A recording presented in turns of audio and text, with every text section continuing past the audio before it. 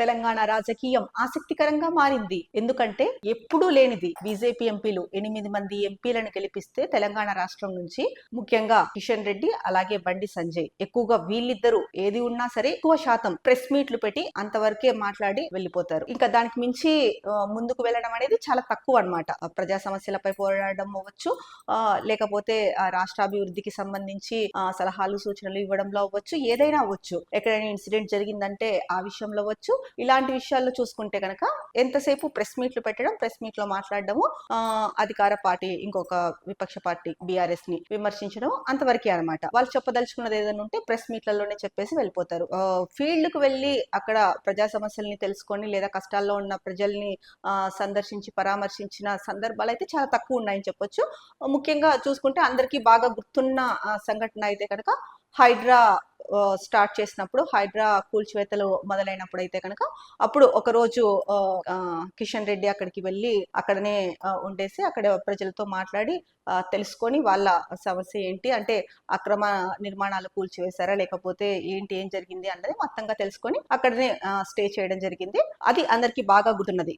వీళ్ళు ఫీల్డ్ కి వెళ్ళి ఏమన్నా చేశారా అంటే కనుక. ఆ తర్వాత అయితే కనుక ఇంకా అప్పుడప్పుడు ఈటల రాజేందర్ గారు నేను కూడా ఉన్నా అన్నట్టు మధ్యలో వచ్చి ఆయన కూడా మాట్లాడుతూ ఉంటారనమాట ప్రెస్ మీట్ లో. ఇక మిగతా వాళ్ళు అయితే కనుక ఉన్నారా లేదా అన్నది కూడా వాస్తవానికి చెప్పాలంటే కొంతమందికి బీజేపీ ఎంపీలు 8 మంది ఉన్నారు అని తెలుసు, కానీ ఆ 8 మంది పేర్లలో ఒకరిద్దరు పేర్లు అయితే కనుక తెలియదనే చెప్పొచ్చు చాలా మందికి. ఎందుకంటే సో ఎప్పుడైనా ప్రజాక్షేత్రంలోకి వెళ్ళి లేదా వాళ్ళ నియోజకవర్గాల్లో అయినా సరే వెళ్ళి ప్రజలతో మమేకమై మాట్లాడుతూ లేదా అలాగే రాష్ట్రం తీసుకుంటున్న నిర్ణయాలు ఏంటి, అవి రాష్ట్ర అభివృద్ధికి ఏ విధంగా దోహదపడతాయి లేదా సలహాలు సూచనలు ఇవ్వడం ఇలాంటివి చేస్తూ ఉంటే తెలుస్తూ ఉంటది. ఇలాంటివన్నీ ఏం చేయకపోతే ఎవరికైనా ఎలా గుర్తుంటది? కొంతమందికి గెలిపించిన నియోజకవర్గాల్లో కూడా వాళ్ళ పేర్లు గుర్తులేవు అంటే ఆశ్చర్యపోవాల్సిన అవసరం అయితే కనుక లేదు. ఇంకొకటి చూసుకుంటే కనుక కేంద్ర యూనియన్ బడ్జెట్ 2025లో తెలంగాణ రాష్ట్రానికి ₹1 కూడా రాలేదన్నది అందరికీ తెలిసిన విషయమే. మరి 8 మంది ఎంపీలు ఉండి కూడా రాష్ట్రానికి ₹1 కూడా తీసుకురాలేదు అని చెప్పేసి విమర్శలు అయితే కనుక బాగా వచ్చాయి. అప్పుడు కూడా దీనిపైన ఎక్కువగా ఎవరు ఈ ఎంపీలు నోరు మెదిపింది అయితే కనుక లేదు. అయితే నిన్న కేటీఆర్ చేసిన ఆరోపణల నేపథ్యంలో ఈ రోజు బీజేపీ ఎంపీలు 8 మంది కూడా భేటీ అవ్వడం ప్రాధాన్యతను సంతరించుకుంది. ముఖ్యంగా నిన్న కేటీఆర్ ఏమన్నారంటే రాష్ట్రంలో నెగిటివ్ పాలిటిక్స్ నడుస్తున్నాయి, అవి బీఆర్ఎస్ మొదలు పెట్టిన పాలిటిక్స్ కాదు అని చెప్పేసి అన్నారు. అలాగే హెచ్సియు భూముల గురించి మాట్లాడడం జరిగింది. ఇక అలాగే రాష్ట్రంలో భూముల అంటే భారీ భూ కుంభకోణం జరుగుతోంది అని చెప్పారు. అందులో ఒక బీజేపీ ఎంపీ కూడా ఉన్నారు, 2 రోజుల్లో ఈ డీటెయిల్స్ అన్ని కూడా బయట పెడతా అని చెప్పేసి కేటీఆర్ నిన్న ఆరోపించారు.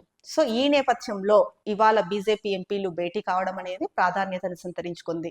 లేకపోతే ఎప్పుడు లేనిది ఇన్ని రోజుల్లో ఒక్కసారిగా ఈ 8 మంది ఎంపీలు ఎందుకు భేటీ అవుతున్నారు, ఈ భేటీ వెనక ఎజెండా ఏంటి అన్నది కూడా చెప్పలేదు. కాకపోతే వీళ్ళు భేటీ అవుతున్నారు, ఈ భేటీలో కేటీఆర్ ఆరోపణల నేపథ్యంలోనే భేటీ అవుతున్నారని చెప్పేసి చాలా మంది అయితే కనుక విశ్లేషకులు అభిప్రాయపడుతున్నారు. ఇంకొకటి హెచ్సియు భూముల వివాదం కూడా ఈ భేటీలో వీళ్ళు చర్చించే అవకాశం ఉందని కూడా చెప్తున్నారు. నిన్న కేటీఆర్ చేసిన ఆరోపణల్లో ఇంకొక మాట కూడా అన్నారు. కాంగ్రెస్ బీజేపీలకు ఉమ్మడి ముఖ్యమంత్రి రేవంత్ రెడ్డిని కాపాడుతున్నది బండి సంజయ్ అని కూడా వ్యాఖ్యానించారు. సో ఈ నేపథ్యంలో బీజేపీ ఎంపీలు భేటీ కావడం అయితే కనుక అందరిలోనూ ఆసక్తిని రేకెత్తిస్తోంది.